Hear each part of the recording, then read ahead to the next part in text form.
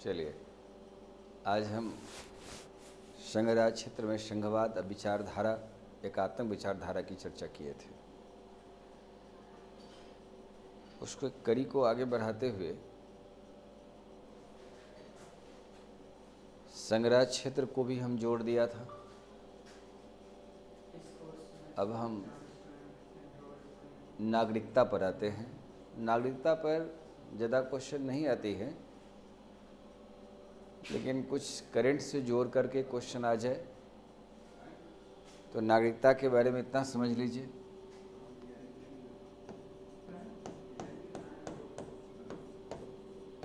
कि नागरिकता की कॉन्सेप्ट क्या है। जैसे आपने पीटी में पढ़ा था, वहीं एक आधार बात आएगी, लेकिन पीटी की क्वेश्चंस की नेचर में विचारात्मक प्रश्न आई है, इसलिए थोड़ा सा कुछ स्वरूप मेंस में अलग इस रूप में आइएगा। पहला बात, तो तथ्य तो जानते होंगे कि नागरिकता भारतीय संविधान के भाग 2 में चर्चा है, और इसका अनुच्छेद की चर्चा किया जाए तो 5 से 11 तक रखा गया है। ये अनुच्छेद है इसका। इस प्रकार अनुच्छेद 5 से 11 तक इसकी चर्चा आई है भाग 2 के भीतर। भारत में एकल नागरिकता है। नागरिकता दिया गया है।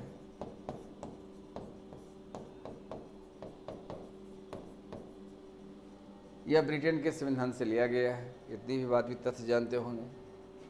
भारतीय संविधान पर नंदलाल बोस ने, जब भारत का संविधान बन गया तो इन्होंने कलकत्ता गए, पंडित जवाहरलाल नेहरू कलकत्ता गए और नंदलाल बोस से संवाद किए कि भारतीय संविधान में कुछ स्थान खाली रह गई है, जिस पर आप कुछ आदर्श तथ्यों को चित्रांकन कर दें। तो इस पर जो चित्रांकन हुआ है,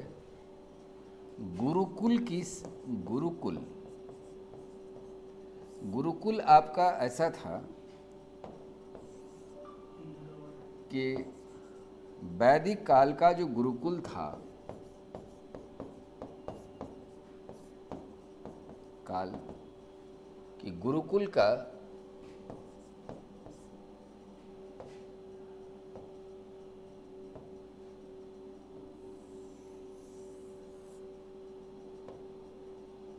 वैदिक काल का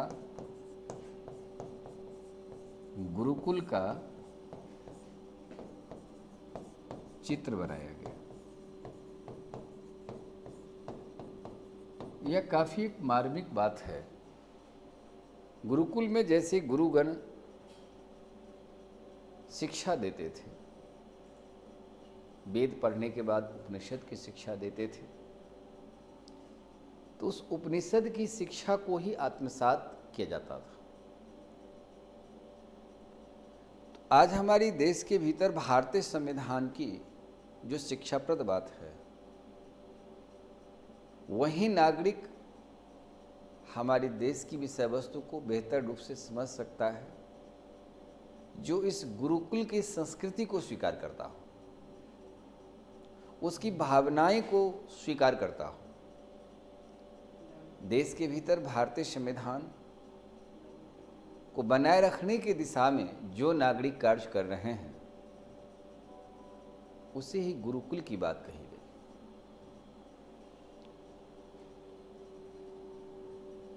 भारत में संघवादी व्यवस्था है, तो इस संघवादी व्यवस्था के भीतर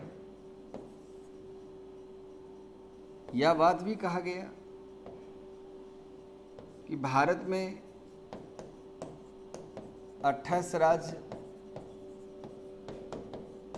और 8 केंद्र शासित प्रदेश हैं।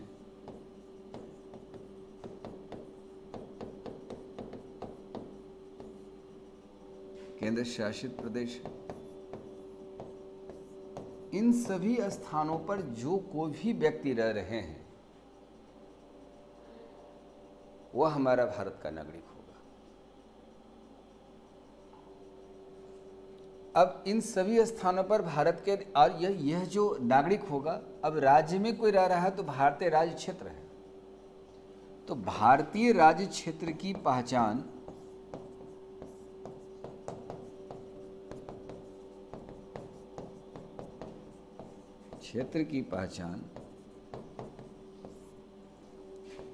राज्य और केंद्र शासित प्रदेश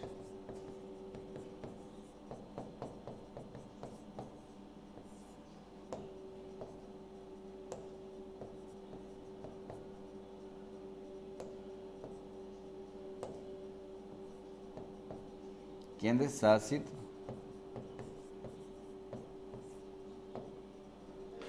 प्रदेश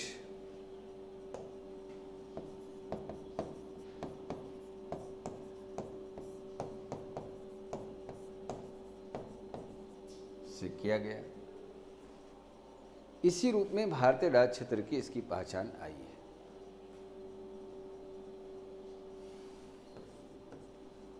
अब इस पर रहने वाले जो व्यक्ति हैं, निवास करने वाले व्यक्ति,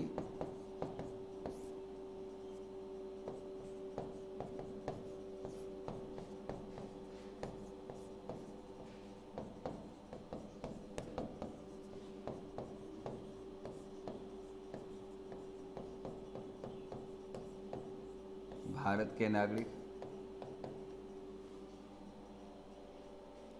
पहले जम्मू कश्मीर में दोहरी नागरिकता थी, अब वो दोहरी नागरिकता भी वहाँ ख़त्म कर दिया गया क्योंकि अब वो केंद्र शासित प्रदेश बन गई है। एक नागरिकता वहाँ भी लागू है। तो भारतीय संघवाद की एकात्मक व्यवस्था की जो प्रवृत्तियाँ हैं, इसमें एकात्मक पक्ष पर बल दिया गया। तो उसमें नागरिकता एकात्मक पक्ष को दर्शाता है। ये ब्रिटेन के सिद्धांत से ली गई। अब है जो भारतीय संविधान की रीति को विहित रूप से स्वीकार कर रहा है, वो कौन स्वीकार करेगा? भारत का नागरिक स्वीकार करेगा। तो नागरिकता के संदर्भ में एकल नागरिकता ही उचित था। यदि दोहरी नागरिकता हम भारत में देते तो भारत में पृथकतावादी संगठन मजबूत हो जाता।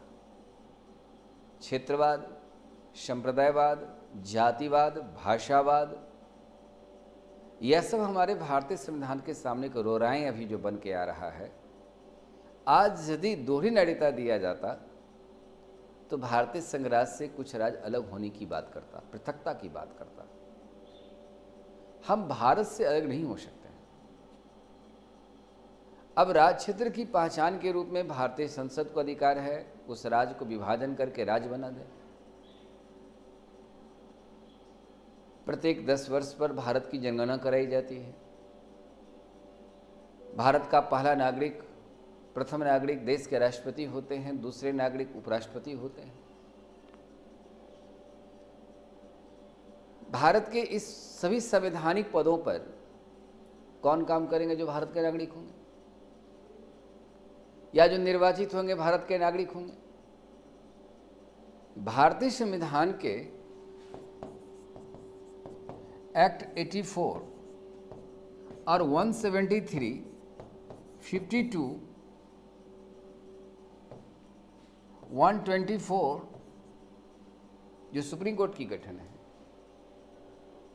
214 इसके प्रोविजन में 216, ये भारत के नागरिकों से ही गठित हो सकते हैं।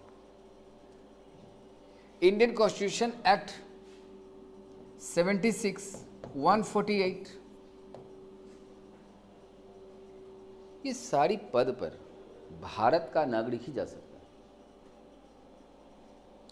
तो संवैधानिक पदों का निर्वहन भारत के नागरिकों द्वारा किया जाता है। इसमें भारत का नागरिकता होना अनिवार्य है। यदि वो नागरिक नहीं है तो इस पद को दायित्व का निर्वहन नहीं कर सकता। जो भारतीय संस्कृति, भारतीय संवैधानिक संस्कृति को यही पहले सबसे पहले भारत का नागरिक ही दायित्व को आगे बढ़ा सकता है। और आपको दायित्व यदि राष्ट्रपति के रूप में दिया जाता है, उपराष्ट्रपति के रूप में दिया जाता है, तब उसके दायित्व को स्वीकार करें। जब भारत आज़ाद हुआ तो हमें जन्मजात नागरिकता अधिकांश लोगों को मिल गई, जो अनुच्छेद 5 कहता है। अनुच्छेद 5 के तहत भारत की नागरिकता हमें मिली। उसमें पहचान था कि 26 जनवरी 1950 को भारत का संविधान लागू हुआ। तो इसके आरंभ से 5 वर्ष पहले से यदि कोई व्यक्ति भारत में रह रहा है तो भारत सरकार ने उसे नागरिकता प्रदान कर दी। अनुच्छेद 6 कहता है, इसको आप समझते चलिएगा, कि एक्ट 5 कहता है कि सीधे सीधे जन्मजात नागरिकता की पहचान की एक बात कही गई है। यदि कोई व्यक्ति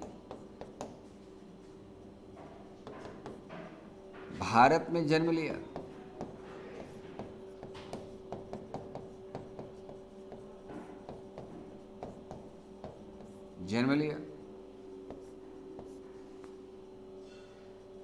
संविधान आरंभ से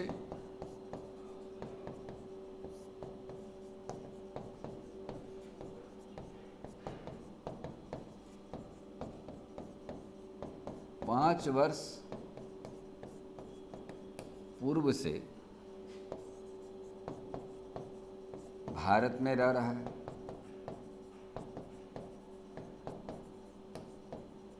माता या पिता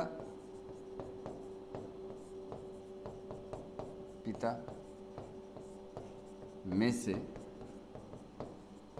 कोई भारतीय राज्य क्षेत्र में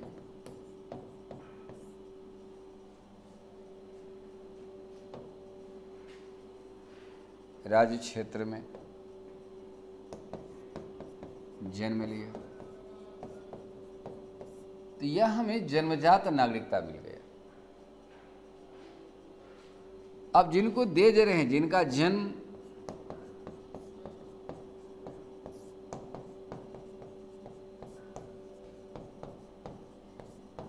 भारत में हुआ है, बस मिल गया, नागरिकता मिल गया। ये जन्मजात नागरिकता हमें मिल गई। अब उसके बाद मुद्दा उठा एक्ट 6 के दो पार्ट, 6(1)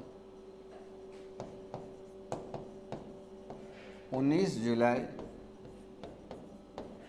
1948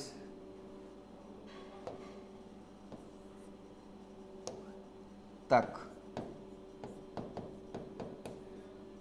जो व्यक्ति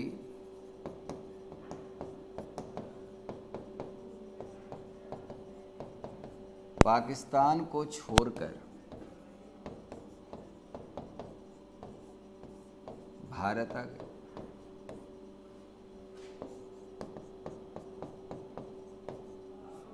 इनके लिए शर्त था। क्या शर्त था? इनके लिए शर्त था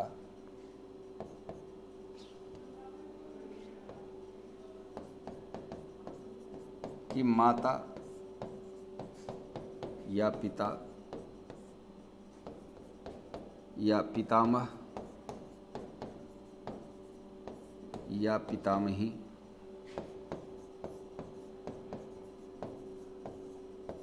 या मातामह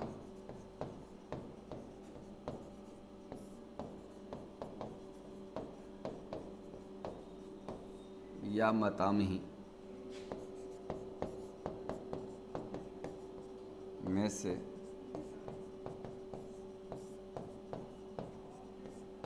किसी एक का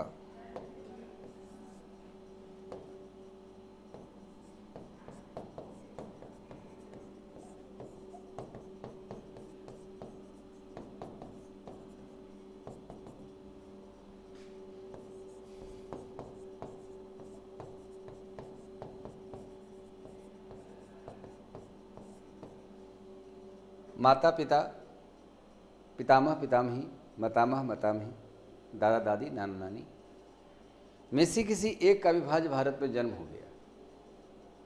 यानी यहाँ देश का विभाजन नहीं, भारत पाकिस्तान बांग्लादेश वाले किसी भाग में आपका जन्म हो गया, इनमें से किसी एक का, और आप भारत में आ गए हैं। डेट ध्यान रखना, 19 जुलाई 1948। 19 जुलाई 1948 ये पाकिस्तान की नागरिकता का भी अंतिम तिथि था। इसीलिए पाकिस्तान भी तय किया तो भारत भी तय कर लिया, इस तिथि तक जो आया हम उसको नागरिकता प्रदान कर दिया। अब दो में यही बात है कि यदि वो नहीं आया 19 जुलाई 1948 तक, 6 का सब आर्टिकल 2 कहता है यदि कोई व्यक्ति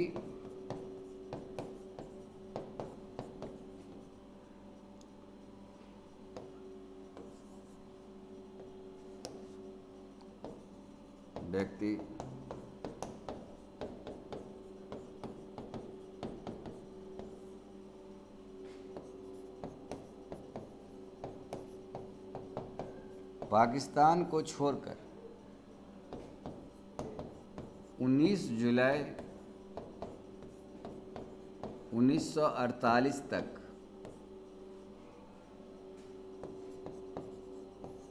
नहीं आया तो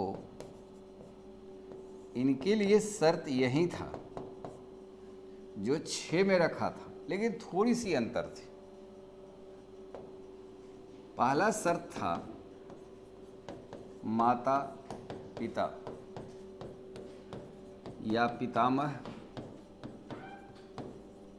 या पितामही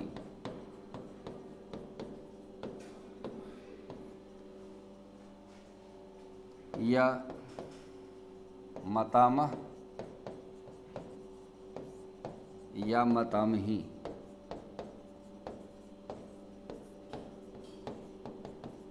में से किसी एक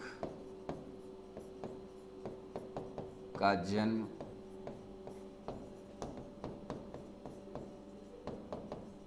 अविभाज्य भारत में हुआ हो। एक बात ध्यान रखिएगा, इसको ऐसे भी कहते हैं यथा परिभाषित 1935 के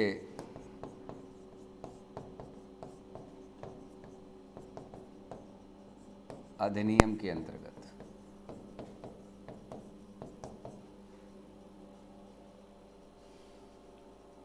ठीक है, प्रवासित हो। अब उनका शर्त दे दिया, दूसरा शर्त जो 6(1) से अलग है कि भारत में आते ही मात्र 1948 दे दिया, लेकिन अब इनका शर्त दे दिया गया कि 6 महीने भारत में रहना पड़ा, तदुपरांत भारत सरकार उसको नागरिकता प्रदान कर दिया। इस प्रकार से पता हो गया। अब आप इसको धीरे धीरे से समझते रहोगा, मेंस में तो उलझिए नहीं। ये पाकिस्तान से आने जाने की बात थी, उससे C+A को समझा जा सकता है, इसलिए मैं 2 आर्टिकल को समावेशी विधि से इसको मैंने जिक्र किया। अब 7 आर्टिकल कहता है 1 मार्च 1947 तक जो व्यक्ति भारत को ही छोड़कर एक रियासत से दूसरी रियासत में चले गए, तो एक रियासत में जब नागरिकता देने की बात आई तो भारत सरकार ने नागरिकता उसको ख़त्म कर दिया। लेकिन जब दूसरी रियासत कालांतर में बाद में कुछ दिनों के बाद भारत में विलय हुआ तो वहाँ पर रहने वाले सभी व्यक्ति भारत के नागरिक माने गए। तो यह भी एक दौर भारत में बन गया। इसलिए भारत में कहा जाता है कि सम्मिलन विधि से भी नागरिकता प्राप्त होती है। जब भारतीय राज्य क्षेत्र में कोई क्षेत्र आ जाएगा तो वहाँ पर रहने वाले सभी व्यक्ति भारत का नागरिक होगा, जैसे सिक्किम का विलय जब भारत में किया गया तो वहाँ पर रहने वाले सभी नागरिक भारत के नागरिक माने गए। जिस तरीका से अनुच्छेद 7 के तहत एक रियासत को छोड़कर लोग दूसरी रियासत में चले गए, कालांतर में वो रियासत भारत के अधीन आ गया, तो भारत सरकार के अधीन में आ गया 1 मार्च 47 तक। तो यहाँ पर अनुच्छेद एक्ट 7 में याद रखिएगा सिर्फ 1 मार्च 1947 तक रियासत, याद रखिएगा, रियासत को छोड़कर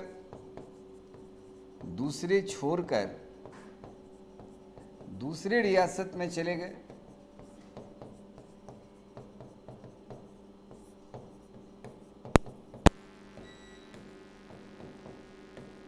दूसरे रियासत चले गए, कालांतर में वह रियासत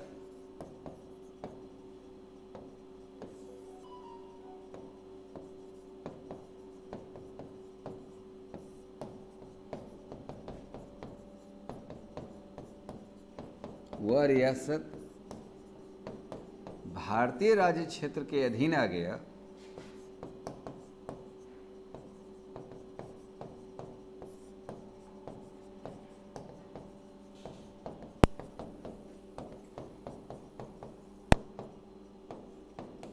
तो भारत सरकार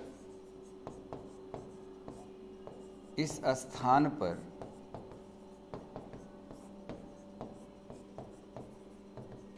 रहने वाले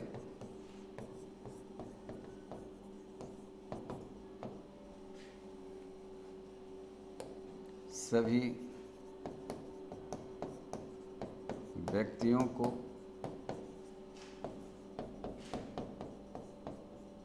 नागरिकता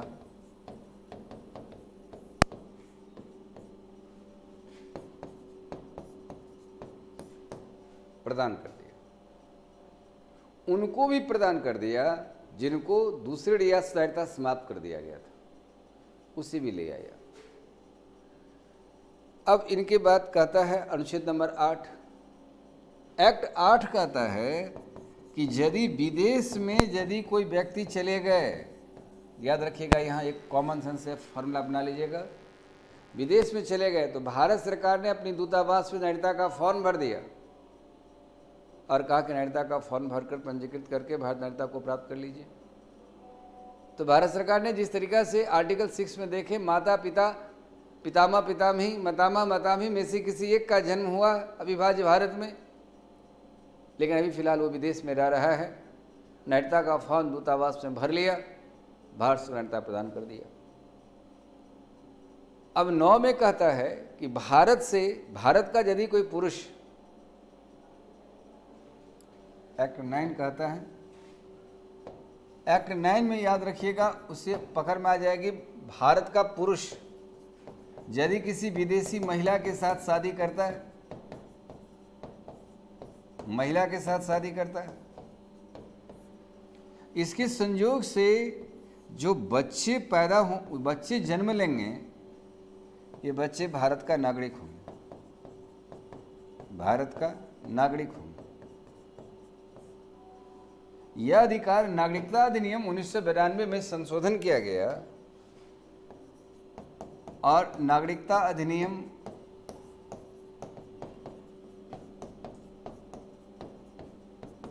1992 में पीवी नरसिम्हा राव की सरकार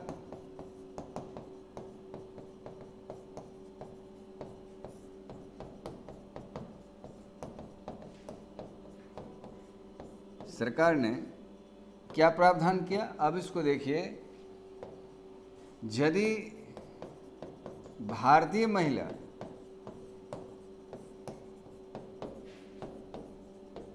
किसी विदेशी पुरुष के साथ शादी करती है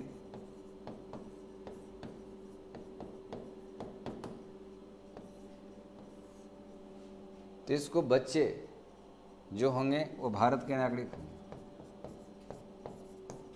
भारत के नागरिक होंगे।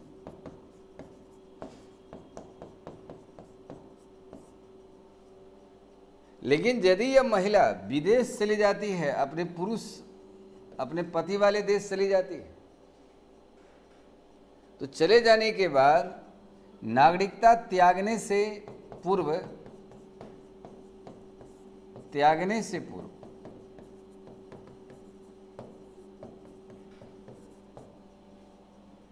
यदि बच्चे को जन्म देती है तो बच्चे भारत का नागरिक होगा, तभी बच्चे भारत नागरिक होंगे। लेकिन नागरिकता को त्याग दिए, तब यदि बच्चे का जन्म हुआ तो बच्चे भारत का नागरिक नहीं होगा।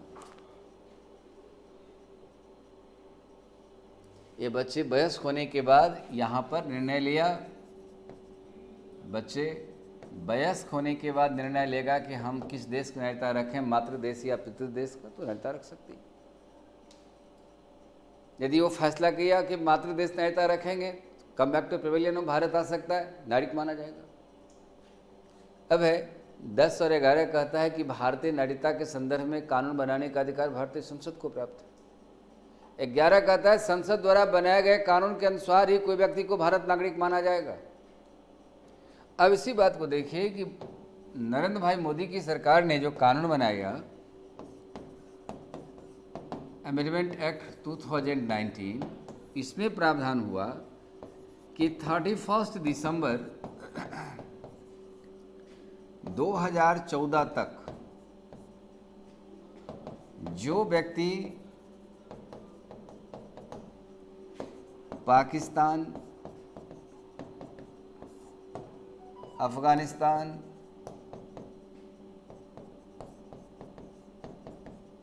और बांग्लादेश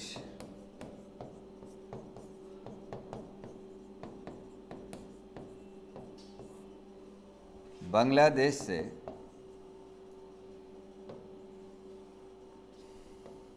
हिंदू, सिख, ईसाई, पारसी, जैन, बौद्ध, 6 है, हिंदू, सिख, ईसाई, पारसी, जैन, बौद्ध, मुसलमान को छोड़कर जो व्यक्ति आ गया 31 दिसंबर 2014 तक आ गया, संप्रदाय के लोग,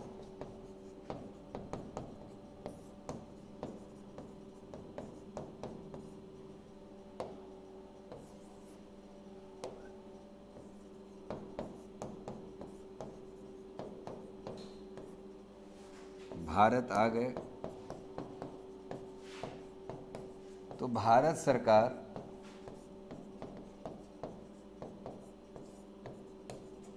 ने नागरिकता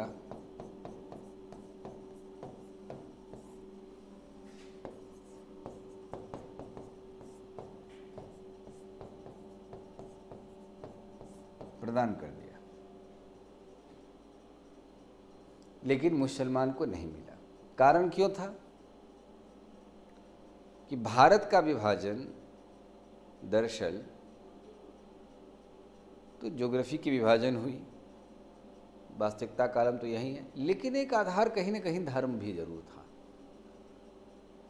पाकिस्तान में यदि कोई मुसलमान है तो वहाँ के राष्ट्रपति भी बन सकता है, प्रधानमंत्री बन सकता है, लेकिन इस संप्रदाय के लोग नहीं बन सकता।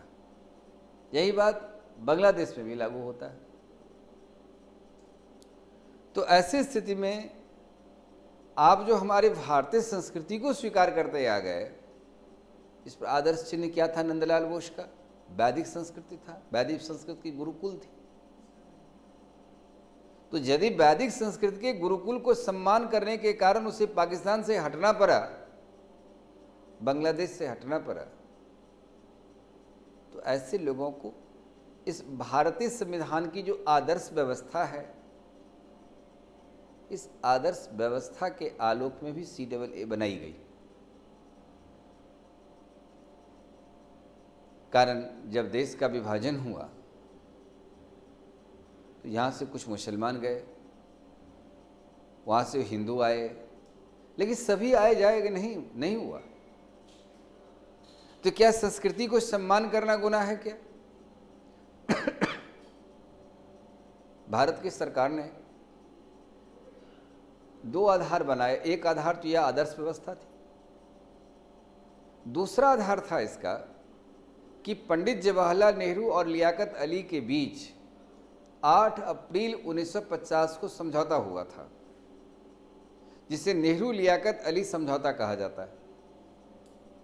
इस समझौता में था कि दोनों देश में जो भी अल्पसंख्यक वर्ग रह गए हैं वो हम दोनों सरकार उसको रिस्पेक्ट करेंगे, सम्मान करेंगे। 8 अप्रैल 1948 की समझौते का उल्लंघन हुआ पाकिस्तान की ओर से। लेकिन भारत का विदेश नीति यह भी कहता है कि भारतीय संविधान के अनुच्छेद 21 में यदि हमारी कोई समझौता है, इस समझौता को हम आगे से उल्लंघन ना करें।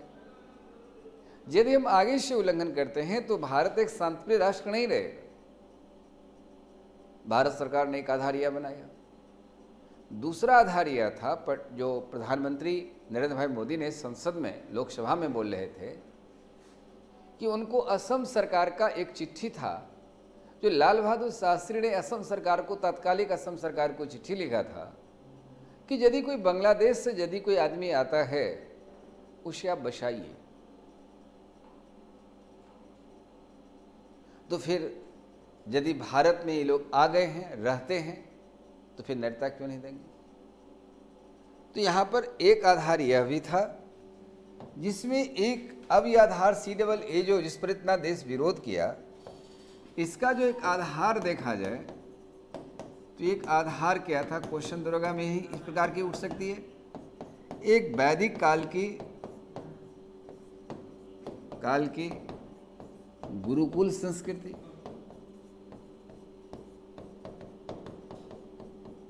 एक संस्कृति यह था। दूसरा आधार था पंडित जवाहरलाल नेहरू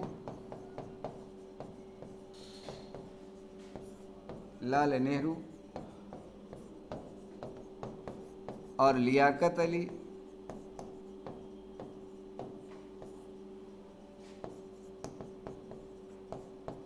अली समझौता।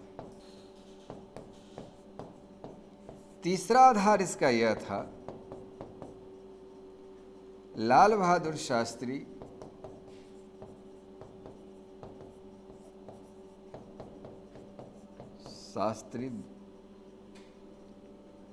का असम सरकार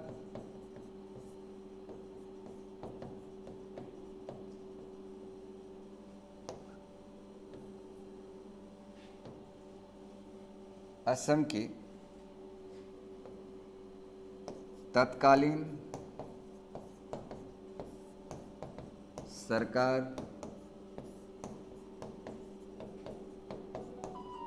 को दिया गया पत्र, यह पत्र भी था। यही 3 आधार था, इस आधार से लिया गया। भारतीय नागरिकता की प्राप्ति करने में यदि कोई व्यक्ति भारत में आकर रहता है तो 12,500 रजिस्ट्रेशन शुल्क देना पड़ेगा।